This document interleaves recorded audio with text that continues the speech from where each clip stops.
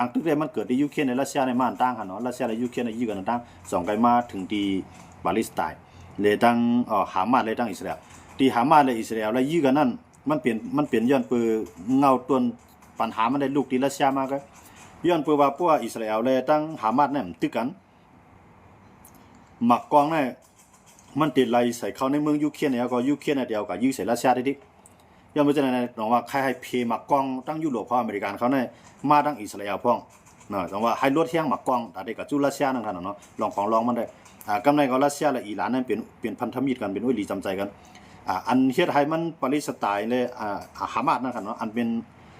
อันเฮ็ดให้ฮามาสและอิสราเอลยื้อกันในก็มันเงามันมาได้เตะก็มันลุกที่อิหร่านมาย้อนเบอร์อิหร่านนั่นมันเป็นอุ้ยลีของรัสเซีย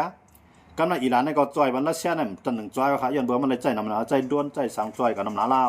ก้อยกว่าตั้งยุโรปเขาก็จ่อยมานำหนาอเมริกันเขาก็จ่อยกับที่ยูเครนในนำหนาลาวเนี่ยว่ารัสเซียเนี่ยแต่ได้คือเอาว่าเอาเมืองเนี่ยมันหยาบหนาลาวนะคะเนาะเฮียงคืนกองกลางมันมาเฮียงหนาลาวว่ากำลังให้อเมริกันเขายุโรปเขาเนี่ยมีลองสุกยุงอย่าก็อย่าไปให้เอากองกลางในกับปันยูเครนตั้งเดียวก็ให้เอามาปันอิสราเอลจังว่าเฮ็ดให้ไล่เพคือกองกลางมาครึ่งไล่ว่ามาดังอิสราเอลในนำเลยสิกว่าดังยูเครนไปนั่นขนาดเนาะเมื่อยามนั้นเนี่ยอเมริกันก็เพื่อจอยยูเครนนำหนาลาวได้มันเปลี่ยนเฮาหลกคือแล้วแต่ว่าอเมริกันก็คิดไว้ลองจอยแถมยูเครนเข้าดัง6 เดือนเขาเนาะอย่าก็อเมริกันก็ต่อครึ่งกองกลางมามือจิ้นย่ำมาปันอิสราเอลต่อถึงมันบ่ได้ครับเนาะดังว่าเฮ็ดให้อิสราเอลเนี่ยก็ไล่ใจนั่นครับเนาะไล่ใจมังอเมริกันในปันให้นำที่ในกว่ามังอิหร่านกว่ามังฮามาสกว่ามังฮิซบอลลกว่ามังฮูตีมัง4-5จุ่มกันมันมังขายหมดเลยนะครับจีนนั่นได้ก็อ่อนกว่าหมดแล้วนะอิหร่านก็งวยหมดเลยนะอิหร่านก็บ่ค่อยมีแรงได้เตี้ยยันมาจากไหนก็ในอเมริกันก็ด้วยว่าอิหร่านก็บ่แข็งได้เตี้ยฮามาสในก็บ่ใครเหลือฮิซบอลลในก็กึดกว่ายาวก็ในกึดฮูตีเนาะฮูตีนั่นแหละเพราะว่าอิสราเอลและฮามาสตกลงกันได้ฮูตีเนี่ยที่เป็นก้นก่อนยากินบางตึกใจทางกำนึงยันว่าเนี่ยฮูตีเนี่ยเต้ๆในฮูตีเนี่ยเป็นเมืองก้อนคอครับเนาะมันอยู่ในเมืองเยเมนครับเนาะเป็นเมืองก้อนคอครับเมืองลูกในครับนะเป็นเมืองก้อนคอก้อยกะอิสราเอลนะมันได้กว่ามังฮูตียันเบอร์ฮูตีเนี่ยมามังมันครับเนาะที่ฮูตีมามังในก็ฮูตีก็เอาเขาอ้างว่าย้อนเบอร์ปาเลสไตน์เนี่ยเป็นอ้อยดีเฮาโดไล่ปันแห้งปาเลสไตน์ให้เป็นเมืองก้อนขอยาก็ให้ลืมล้ำตับซึกอิสราเอลออกเมืองปาเลสไตน์อันอยู่พื้นที่ฮามาสกุมกำนั้นให้อิสราเอลออกเนี่ยฮูตีก็ยื้อใส่ต่อเทือนมาได้ครับเนาะเพราะว่าเป็นจะมีเนทันยาฮูเนี่ยมันอยู่รอดโดยย้อนเบอร์บางตึกไอ้ผมมีบางตึกมันก็เลยเป็นผู้นำย้อนเบอร์สังลาเนี่ยเมืองหนึ่งเมืองนั่นเพราะว่าในพ่อบางตึกนั่นเตรียมจังปีนผู้นำครับเนาะเตรียมจังปีนอยากไล่ผู้นำยาก็เตรียมไล่มีรองเลือกตั้งย้อนว่าเนี่ยเพิ่นเฮาว่าเปลี่ยนมากลางศึกนั่นครับเนาะมันจึงว่าเฮาหลเข้าไปตึกยาวติกับปีนเบ็ดมาขี่เฮานั้นมันหลายนะครับเนาะย้อนบ่จังได๋ว่าเป็นจะมีเนทันยาฮูเนี่ยมันอยู่รอดไล่เป็นผู้นำไล่ในย้อนเบอร์บางตึกเพราะว่ามีบางตึกในที่เลือกตั้งนะที่มีรองเลือกตั้งเพราะว่าบ้านเมืองกัดเย็นในที่มีรองเลือกตั้งพอเลือกตั้งมาแล้วพอเลื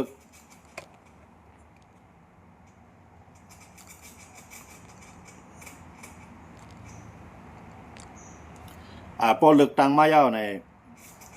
เป็นจะมีในสัญญาฮูนั่นกวนเมืองในเตรียมเอาย้อนไปสร้างหลานในอิสราเอลเขาในเขาก็ขยับบางตึกนั่นขนาดเนาะยาก่อมใครเมืองเขาสุกซักก็ในเมื่อว่าเป็นจะมีเนทันยาฮูเนี่ยมันได้ยื่งกับกูเมืองไรเสียมว่าขนาดที่มันสารคัดออกมันได้มังกูเมืองตอนนังกาตาเนี่ยเป็นวิธีของอเมริกันก็มันยังกับมังคันเนาะมันจะหนังวันมื้อนามาสังเกตว่าตุรกีเขาเข้าไปผู้นำฮามาสนั่นก็เฮ็ดบางกลุ่มในพื้นที่ตุรกีเขาอิสราเอลก็ได้ก็ยื้อใส่ตุรกีทางกำลืมมาตุรกีได้อิสราเอลก็ขึ้นยื้อกันทางมันเต็มย่อยบอกนั่นขนาดเนาะจังว่าคนเมืองสังเกตว่าปางตึกในขึ้นลงกว่าในมันเต็มมีรองเลือกตั้งกำเสือพวกเลือกตั้งมาในคนเมืองในเต็มเลือกตั้งก่อเข้ามาเต็มเป็นจะมีเนทันยาฮูมันได้เป็นจังนั้นย้อนเบอร์จังนั้นแหละเป็นจะมีเนทันยาฮูนั่นก็มันใครเกิดปางเลือกตั้งใครมีปางเลือกตั้งบ่มีปางเลือกตั้งมันได้ซุ่มนั่นขนาดมันก็จังได๋ว่าหาลอกลายปืดปางตึกเนาะแต่ว่ากำในพวกอุกันไรดังกาตาย่อมเฮ็ดกาตามเด้อพวกอุกันไรดังฮามาสพวกฮามาสเขาย่อมเฮ็ดจอมเนี่ยย่อมบางกองกลางนั่นขนาดเนาะอันนั้นได้มันเป็นอันที่เขาได้วนหยาบไปติงก็ย้อนเบิดต่อสู้มากกวนก็ตายนำใกล้ก็ว่าป้อมวางกองกลาง30เขาบางตึกแทงอิสราเอลในเขาว่าอยู่ภายชอบถ้ำเนาะอยู่ภายว่าเขาด้วยแลมันเป็นเขาก็เฮ็ดต่างๆวันเมื่อนั้นยุโรปเขาสู้ก็หานำจังได๋ตะวันออกกลางสู้ก็หานำจังได๋ว่าปัญหาที่มันเกิดขึ้นเนี่ยใจเขายอมเฮ็ดจอมเขายอมกึดก้อยกะเขาซ้ำยอมกึดยอมเฮ็ดจอมเนี่ยมันเป็นตามพิษเขายาวเนี่ยจังว่าอิสราเอลก็อยู่ในความชอบธรรมอยู่ใน ผายเปปุนเจมก้าในอยู่ในผายอันหมันเมียนจอมเทียงติดจังตึกใส่หามาดในเฮียงหรือเก่าเขาเนาะอันนั้นได้ก็อยู่ดีหามาดเขานั่นจ่องเตฮัดฮับจ่องเตฮัดเสียงจ่องเตฮัดเขียงต้ายังบ่ย้อนเบอเมืองอันฮับห้องเมืองปารีสไตล์เป็นเมืองกันขอนั่นอำว่าจะเป็นเยอรมันอำว่าจะเป็นออสเตรียอำว่าจะเป็นฝรั่งเศสอำว่าจะเป็นอังกฤษเขาจะในฮับห้องปารีสไตล์เป็นเมืองกันขอก็กะเขาซ้ำมีคอเรียกปิ่นเขาตกย้อนอันว่าหามาดในติได้ว่างกองกลางนะอันที่เขาจะในลูกจุ่มของยุโรปเขาแล้วก็เป็นอุ้ยหลีของอิสราเอลเขาเนาะเขามีคอเรียกลายในเพราะว่าเขาบ่ฮับห้องเหมือนเมืองปาเลสไตน์เป็นเมืองก่อนขอยอกก็ในสุ่มเฮ็ดจอมก็เร็วสุก้วยเนี่ยเขาจะนั่นก็จังจ่ออิสราเอลทางตั้งนึงจังว่าเต็งคิดให้หามาดในหายจื้อหายพันมันกว่าดีไหนเนาะแล้วก็อิสราเอลในใจลึกๆของอิสราเอลได้มันใครให้หามาดในย่อมเฮ็ดจอมใครหามาดใน10 ปืนวางตึกมันแต่แล้วเขาอ้างยึดเวียดเปียงยึดกาซาแล้วก็เอาแฮงซึกในกลุ่มกำปืนตีนั้นแล้วก็ลึบลำแบบกวนเมืองซื้ออันปันแฮงหามาดคั่นเนาะมันได้สิเป็นจังนั้นย้อนเบิ่งมื้อในแฮงซึกมันในก็อยู่ไว้นับหลายหมื่นแล้วคั่นเนาะในปืนตีของเวียดเปียงสนุกกาซาจังได๋คั่นเนาะอันนี้ก็ย้อนเบิ่งอันเป็นเงาลายที่อิสราเอลเขาต่างฝ่ายต่างมีเล่ห์เหลี่ยมของฝ่ายของมันนั่นคั่นเนาะเล่ห์เหลี่ยมการเมืองก็มีไว้ทางฝ่ายของมันเนี่ยอันนี้ได้อยู่ที่ว่าปาเลสไตน์เขาหามาดเขาติเต็บรัดจังหือเต็มๆมันในปาเลสไตน์เนี่ยมันได้เลยแยกไว้อยู่20ครับปาเลสไตน์เนี่ยเป็นโรงบองจึงครับในเขาย่ำหมดแล้วมันไปใจเมืองก้อนขอในสิตาก็ย้อนเปื้อนในเมืองต่างเขาเนาะยุโรปเขาในส่วนใหญ่เนาะเตรียมยอมรับปาเลสไตน์เป็นเมืองก้อนขอก้อยกาเขาได้รับเปลี่ยนพื้นที่ปกครองตัวเก่าแกเนาะเป็นพื้นที่อุปเปิงพองงำตัวเก่าแกเมื่อนั้นแน่เมื่อหลายปากปีมาหลาย10 ปีป่นมาได้มันในใจ20เนี่ยเขามาเหมียงพื้นที่กันก้อยกาว่าอังกฤษซ้ำฮับห้องเมืองอิสราเอลเนี่ยเป็นเมืองก้อนขอก้อยกาฮับห้องปาเลสไตน์เป็นเมืองก้อนขอเฮ็ดให้ได้อิสราเอลก็มีรองมีตั้งแต่เดลูกลามปาเลสไตน์ตาสีนั่นขนาดย้อนเพราะว่ามันมีจัดจึงลุงผ้าแต่เดเข้ามาคุ้มครองเพราะว่าอำไรเขาในจัดจึงลุงผ้าอำไรเขาในจัดจึงลุงผ้าอำไรเป็นเมืองก้อนขอในมีไผจังมาเฮ็ดสังไรนั่นนะเพราะว่าอยู่กุฎแก้วมันก็ดีง่ายมันก็เหมือนเช่นเมืองใต้เมืองขางเมืองช่างมานใครสังเฮ็ดจัดจึงลุงผ้าเขาเนี่ยจังมาหมังซึกมันย้อนไปทางไหนเมืองเฮาในห่ำไรเขาในจัดจึงลุงผ้าอันเขาในจัดจึงลุงผ้าในมันเป็นเมืองมานมันเป็นดุเตียนเมืองห่มจุ๋มนะมันเป็นเมืองอันออกชื่อว่าเมียนมานั่นก็ตีเข้ากันในจัดจึงลุงผ้าเหมือนจะหนังคางช้างยางมอนใต้ที่เขาว่าเขามีเมืองเขาผายของมันอยู่นั่นมันไปเลยตั้งข้าวห้องเป็นเมืองก้อนขอย่อมเหมือนจะนั่นแหละจังขีดเสียนแดนดินเฮาไรดีๆไผลูกลามมาก่อนจังหามเต้ๆมันมาในปัวเหมือนจะหนังเขตลูกลามมาก่อนมันลูกลามมาในนำเมืองมันเมืองห่มจุ๋มเหมือนจะหนังต่างเมืองลูกลามมาก็อย่ามันอยู่ในนำเมืองห่มจุ๋มก็ในมานซ้ำใจเมืองมันก้อยกะชิโมมามันก่อมเพราะว่าสังปล่อยขี่เขาเอาขวานั่นดิว่าจัดจึงลุงผ้าก่อนจังมายุ่งจ้อมที่ไหนครับเนาะหรือสิว่าศูนย์ในศูนย์เป็นก้วนศูนย์ในศูนย์เป็นก้วนในร้องในครับที่เขาลาดได้ครับเนาะอันนี้ก็ยุคหนูเตียกมันนี่ก็ยุคหนูเตียกว่าอย่างไรเมืองใต้เมืองขางเมืองช้างญาติซึ่งมาที่ไทยต้องนำอย่างไรอยู่ยานเขาจัดจึงลุงผ้าเขาเฮ็ดสังไรวันนั้นย้อนเปิดเข้าไรตั้งขับห้องเมืองก้อนขอเนาะไรตั้งขับห้องเมืองก้อนขอมีหลวงปองซึ่งอันเป็นหลวงปองซึ่งตูเตียนจึงเมืองเขามาเขามีหลวงปองจึงอันห้องว่ารัฐบาลท้องถิ่นเนี่ยมีหลวงปองจึงอันอยู่ภายใต้หลวงปองจึงกลางให้แต่งตั้งไว้แกเนาะอยู่กุฎแก้วเมืองใต้มีหลวงปองจึงเมืองใต้ก็กว่าเป็นซึกมันเขาแต่งตั้งก็ในเพราะว่าปานของซันชูจิเขาเป้มากของซันชูจิเขาก็แต่งตั้งก้นของเขาขึ้นมากก็นั่นขนาดเนาะนะอยู่กุฎแก้วห้องว่าเปิ้นเมืองไทยห้องว่ารัฐบาลท้องถิ่นว่าขนาดนั้นก็เป็นหลวงปองจึงในพื้นที่ก็กำใจหลวงปองจึงกลางนั่นขนาดเนาะเหมือนจะหนังเมืองมันซึกมันในสังว่าต่างเมืองมาลูกล่ามมันไหนมันห้องต่างเมืองเขามาจอยไรเนาะย้อนเปลือมันเป็นเมืองก้อนขอครับเนาะอันนั้นเขาอยู่ในรูปแยกมันนะก็ในปาเลสไตน์เนี่ยก็เหมือนนั้นก็ย้อนเปลืออังกฤษเนี่ยฮับห้องเป็นเมืองก้อนขอก็ฮับห้องเมืองอิสราเอลเนี่ยเป็นเมืองก้อนขอเฮ็ดในอิสราเอลก็ลูกล่ามกับปาเลสไตน์ก็มีได้เนี่ยปาเลสไตน์เขาตุกข้ามาปียาวเข้าอยู่นั่นขนาดเนาะเต้ๆในเมืองนั่นแหละเงาขามปืนเต้ๆมันได้มันเป็นเมืองปาเลสไตน์ก็อังกฤษมือพังยามนั้นอังกฤษทำเป็นเมืองมีแห่งใหญ่แล้วก็ลูกล่ามเมืองเปื้อนนั่นขนาดเนาะลูกล่ามเมืองเปื้อนในเมืองหลายที่เขาใครก็แต่งตั้งการเมืองภายไรเนาะอันเป็นภายเขาเป็นกวนของเขาก็เอาขึ้นมาเป็นผู้นำวันเมืองนี่นะครับเนาะเมืองอันตั้งได้ก็มันได้มีตุรกีนั่นครับเนาะเข้ามาก็ตุรกีนี่ก็แก้ไขปัญหาอยู่กำไรในตุรกีก็สั่มเปียงเกียรเขาไว้หลังมาขนาดมันเปียงเกียรก็มันก็เลยถอยออกว่ามันถอยออกอังกฤษออกมาอยู่เตียนที่อยู่มันนั่นครับเนาะบ่เห็นอันไหนกำไรอังกฤษได้มาเมียงน่ะอิสราเอลนั้นมีเงินมีเงินนะครับเนาะเงินก็มีเงินก็มีเอาเงินให้กับปันคุณอังกฤษก็มักมันเป็นเมืองอิสราเอลเป็นเมืองเงินขอใกล้กับว่ามักมันปาเลสไตน์เป็นเมืองก้อนคอในเฮ็ดให้อะไรเปลี่ยนปัญหามาต่อถึงวันมื้อนั้นก็กะวันมื้อนั้นได้อังกฤษก็รัดว่า มือลายปากมือลาย10 ปีปนมาเฮาก็มักมันเมืองอิสราเอลเป็นเมืองก้อนขอวันมื้อนั้นเฮาก็ได้มักมันเมืองปาเลสไตน์เป็นเมืองก้อนขอหนังฮือเตกมีปัญหาปังตึกวันมื้อน่ะให้เปลี่ยนปังตึกอันกึดกว่าไรข้าวยาวเนี่ยอังกฤษเขาเยอรมนีเขาฝรั่งเศสเขาเลยหลายๆเมืองยุโรปเขาในส่วนใหญ่ค่ะเนาะอันนั้นมาพ้องได้ก็มันมีอเมริกันเขาเลยเมืองเล็กๆหลายเมืองให้นั่นค่ะเนาะอันนั้นก็เป็นเงาลายตีตั้งตาวันออกกลางก็ในเมืองเจ้าหนังเยเมียนในเป็นเมืองก้อนคอค่ะเยเมียนในเป็นเมืองก้อนคอก็กะว่าหลวงปองซึ่งเยเมียนเลตั้งหูตั้งจุ่มหูตีอำเมียนกันเขาอยู่เมืองเดียวกันย้อนเมืองสังหลาในหลวงปองซึ่งเยเมียนได้มีเฮียงซึกก็กะเขาเลยขึ้นตึกกันตั้งหูตีนะหูตีนั่นเป็นจุ่มอยู่กลางจุ่มนึงก็การซ้ำเปลี่ยนจุ่มมันเอ็นแห้งแก่นแข็งเนาะเฮียงมันซ้ำแก่นแข็งเลยลงปองจึงนั่นเนาะยันบ่จะได้ดังว่ามันเป็นปัญหาไว้อันนึงก็กว่าสังเกตว่าอิสราเอลในแต่กว่ามังในมันเตไลกว่ามังในน้ำหูตีก็เตรียมไลกว่ามังในน้ำเยเมียนสังว่ากับมังในน้ำเยเมียนเหมือนดังว่าป่วนเปลี่ยนกว่าต่างเมืองในมังเบิ่นเนาะนั่นขนาดเนาะแต่ว่าไม่ว่ามันกับมังในก็บ่ได้ไลมังพื้นที่หูตีก็เตรียมไลกว่ามังเยเมียนน้ำเตรียมไลกว่ามังลงปองจึงเยเมียนนั่นค่ะเนาะอยู่กูแดงเหมือนจะหนังปาเลสไตน์นี่ก็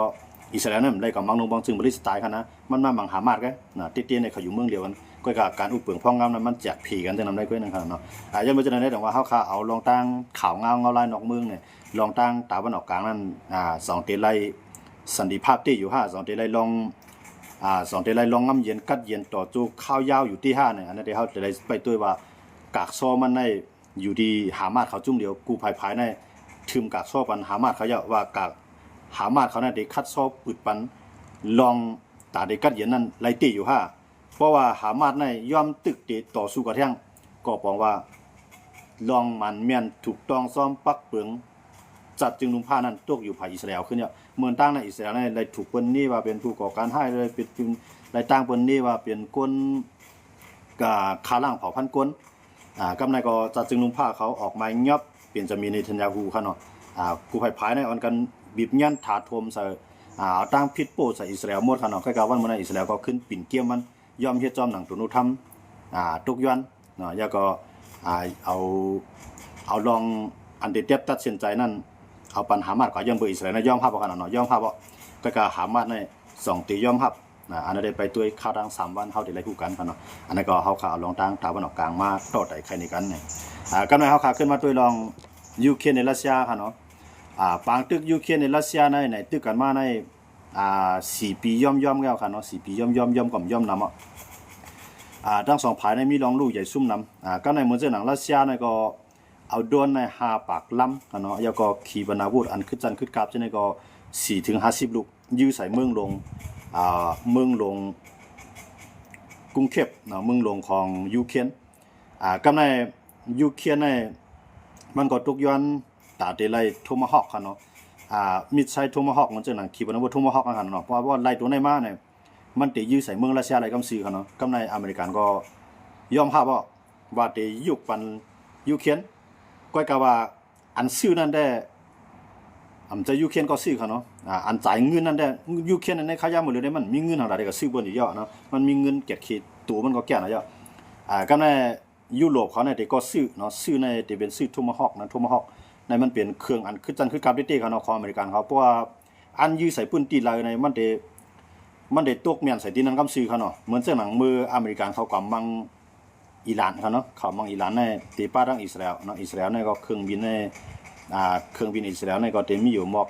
2 ปากลำแล้วก็อเมริกันในปาก50 ลำปาก25 ลำแล้วก็อเมริกันในเอาคือต่างเครื่องยื้อโทมาฮอกในค่ะเนาะอันนั้นมันได้ยื้อเมียนอันนั้นก็ขวาทั้งปางหลายแล้วก็เอาโทมาฮอกในยื้อใส่พองเนาะอันนั้นก็เมียนเด้ๆค่ะเนาะมื้อนั้นก็เฮ็ดให้เข้ากับตึกในข้าวดังหลายจมมองในเฮ็ดให้อิหร่านใน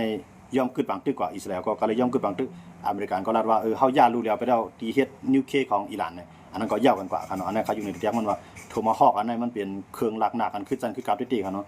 ยื้อไหลไกลแล้วก็ยื้อไหลเมียนสังเกตว่าอิสราเอลเนี่ยเอายื้อใส่ที่เมืองโรมาสโกเอายื้อใส่ที่พื้นที่เหตุการณ์ของประธานาธิบดีก็จังเปลี่ยนกว่าไรนั่นกันเนาะเมื่อเดือนในอเมริกันเขาได้ปันเนาะปืนไฟเขียวว่าก้อยกายุโรปเขาเนี่ยได้จ่ายเงินปันอเมริกันเนี่ยปันฟรีค่ะเนาะปันหลายแล้วก็ยุโรปเขาเนี่ยได้จูงเงินหอมต้องอันนี้ก็ย้อนเบอร์ยูเครนเนี่ยมันเป็นลูกจุ่มของยุโรปนะกำในยุโรปเขาเนี่ยเขาก็เลยถูกตั้งรัสเซียในหลอกเงินเขาย้อนเบอร์หาใน เหมือนเจ้าหนังในลูกจุ่มน่ะโตหลายจุ่มคันเนาะเหมือนเจ้าหนังแลดเวเนี่ยเหมือนเจ้าหนังโปแลนด์เนี่ยหลายๆเมืองคันเนาะเดนมาร์กเนี่ยเขาจะได้ถูกรัสเซียเนี่ยเอาเครื่องบินในกลางหาวเขายาวก็เอาโดรนในบินในกลางหาวเขาเนาะบางเมืองก็ยืดตกบางเมืองก็ย่อมยื้อปล่อยไปก็ยาวก็เนี่ยก็มีในก็เขาก็มีลองไม่ใจนะครับเนาะว่าวันนึงมาเนี่ยพอปล่อยรัสเซียยึดยูเครนเนี่ยก็ตื้นบางป้ายุโรปเอาเนี่ยยุโรปเขาก็สบายใจดีนะยังไม่จะไหนยุโรปเขาก็อ่อนกันมากกอดข้อกันเนาะจู้เคียงเงินกันเพิ่มแถมเครื่องล้างหน้าเขากำไรก็ได้ยอมซื้อโทมาฮอกอเมริกันในมอบอาปันยูเครนก็ลาดว่าป้อเข้าไล่โทมาฮอกของอเมริกันมาในปางตึกในมันตื่นเตะปิ่นเรียกลายเตะขึ้นลึบซึกรัสเซียถอยหลังให้ไล่นะบริเวณในยูเครนในยุโรปในเปลี่ยนเมืองอันแก่นแข็งเมืองหนึ่งครับเจ้าบอกเนี่ยมันผ่านปางตึกมาในตึกกูวันตึกกูเหลือนค่าร่าง4 ปีจำอ่ะนะมันมีตัวโทษนำแห่งหนาละกำไรเครื่องกองกลางลักนักเมืองอันมีเช่นนั้นใครเอาเครื่องกองกลางลักนักมาจ้ามเนี่ยก็มอบอาปันยูเครนเอายูเครนในกับจ้ามมันเต้เมืองคันเนาะเหมือนเช่นว่าเครื่องกองกลางในเฮ็ดมาอย่างไปเลยไปหัวเดียวจ้ามเดียวเพื่อจ้ามเดียนก็มันก็ซุ่มหลายนั่นคันเนาะใครเอาจ้ามเลยลงปางตึกกันเต้มันเนี่ยก็มอบอาปันยูเครนก็เลยมาเนี่ยบอกว่าเมืองยูเครนในสังเกตว่ามันป่วนปางตึกรัสเซียกับพอกำไรเนี่ยที่เป็นเมืองอันแก่นแข็งตั้งเอ็นแห่งซึกเมืองหนึ่งคันเนาะเมืองยูเครนมันจะเมืองเรียกคันเนาะเมืองยูเครนมันจะเมืองเรียกตั้งใหญ่กว้างใหญ่มันได้ใหญ่หรือเมืองไทยทางคันเนาะเป็นเมืองยูเครนในคันเนาะเพราะยังไม่จังไหนก็ไม่ยูเครนเขาในพวกเขาไล่โทมาฮอกของอเมริกันมาในเขาก็ลาดว่าปางตึกในมันติเรียกลายเนี่ยจังว่ารัสเซียก็ลาดไว้ว่าป้ออเมริกันขายโทมาฮอกปันยูเครนป้อยูเครนเอาโทมาฮอกเนี่ยมายื้อใส่เมืองอเมริกันเอาเมืองรัสเซียได้ขึ้นตอบขึ้นในว่านะอันนั้นได้อยู่ที่ว่ามันบอกว่าเข่งหลอกอันนั้นค่ะเนาะยังเหมือนตั้งได้เหมือนตั้งได้มือประธานาธิบดีโดนัลด์ทรัมป์มือมันได้จ้าขึ้นมามีอำนาจทางการซึกทางการเมืองเป็นประธานาธิบดีมือได้จ้าใหม่ๆขึ้นมานั่นมันว่ากันนะมันว่ายูเครนเนี่ยมันก็เรียกว่ามันหลอมเปลืองแค่ว่าในนั้นค่ะเนาะมันในภายในมือสุดเนี่ยมันมีสังกัดได้เป้อะไรรัสเซียอย่างไรสุ่มย้อมอันรัสเซียเฮ็ดในถูกรัสเซียเฮ็ดในมันแก่ขี้วันเมืองมันยังไม่จะในสู้ก็หลุยย่อมปานเนอเนี่ยมันมียูเครนให้ยูเครนย่อมขึ้นบางตึกเพียนเลี้ยนในก็มังสูนในก็เอาปันรัสเซียไว้ละเนี่ยเมื่อนั้นเนี่ยโดนัลด์ทรัมป์เนี่ยมันได้เคี่ยวปูตินนั่นขนาดเนาะเคี่ยวปูตินให้ปูตินในย่อมขึ้นบางตึกก็กับปูตินในไล่ซึงไล่คืมแค่2ไล่2แค่ว่างให้เนี่ยย่อมเฮ็ดจอมไหนก็ในโดนัลด์ทรัมป์เนี่ยก็มันใจล้ำขนาดนะว่าใจล้ำเอาขึ้นปีนผายขึ้นนะก็นะขึ้นว่าปูตินเนี่ยเป็นก้นหยองอำนาจเป็นก้นหยองอำนาจลาดเฮ็ดจอมลาดกลางในปีนกลางค่ำเนี่ยโดนัลด์ทรัมป์ในขึ้นมาตับปูตินขึ้นขนาดข่าว2ก็ในกำไรโดนัลด์ทรัมป์เนี่ยก็มันก็ใครอันเย็นกันมันใครเตือก็นั่นขนาดเนาะเตี้ยมันในปูตินได้สั่งว่ามันสมว่าเลือกตั้งก็มันตื่นเป็นไผเป้ยก็แม่โดนัลด์ทรัมป์เนี่ยมันมีภายในมันมีการเมืองภายในบ้านเมืองของมันสังเกตว่ามันเฮ็ดแม่นใจคนเมืองของมันมันก็ได้มันสมว่าเลือกตั้งทางการมันก็เต็มปีนะครับเนาะก็ได้มันประธานาธิบดีโดนัลด์ทรัมป์เนี่ยมันมีศูนย์ได้เข้าเลือกตั้งยันเบอร์มันอยู่มา2 ปอก2 ปานเนาะ2 สมัยยันเบอร์นั้นแหละมันก็ตัดสินใจได้ง่ายหรือกูปอกนั่นขนาดเนาะมือเหลือในมันก็อย่างด้วยกลางใจก้นเมืองอเมริกันเรียบคาเลจึงหือมันก็ติดไปจอมในกลางใจก้นเมืองอเมริกันใครเปลี่ยนก้นเมืองอเมริกันในบางศูนย์ก็ใครมีบางตึกบางศูนย์ก็จึงดูได้จอยยูเครนเต็มที่มือเหลือในมันได้จังด้วยภายไหลปันแห้งน้ำมันก็ได้กว่าภายนั้นย้อนว่าเลือกตั้งมาซึ่งก็อยากโดนทำนั้นมันเป็นประธานาธิบดีได้อยู่ย้อนว่ามันเตรียมไรมีตื้อต่างแต่ได้เข้าเขียงเลือกตั้งมันอยู่ใน2 ปอกเขาเนาะปอกที่1ก็อยู่มา5 ปีเนาะกำไรว่าเลือกถึงขิงเลือกตั้งมาเนี่ยเป้โจไบเดนก็มาอยู่มอคาปีเลือกตั้งมากำไรโจไบเดนก็เท่าน่ะเอาค่ายอันเป็นแกมลาฮิลิสขนาดแกมลาฮิลิสเนี่ยเป็นนางหญิงกำไรมาเขียนนะโดนัลด์ทรัมป์เป็นไผเป้กว่านั่นขนาดนั้นมันก็บอกว่าอยู่ได้2 สมัย1 สมัยเนี่ยได้มอก5 ปีเขาเนาะกำไรบ่เห็นหน้าเนี่ยโดนัลด์ทรัมป์ก็แต่ตัดสินใจว่าติปันขีปนาเอาติปันโทมาฮอกค่ะเนาะติปันเครื่องล้างหน้าโทมาฮอกเนี่ยติปันยูเครนเนี่ยกำไรโดนัลด์ทรัมป์ก็ลาผู้ปันมาเมื่อไรก็อเมริกันในทั้งเขาเนี่ยติไล่ตึกกันมื้อนั้นนะครับว่านะอันนั้นมันเป็นตั้งหลอกนั้นเนาะก็กลายอยู่ดีว่าโดนัลด์ทรัมป์ในจังที่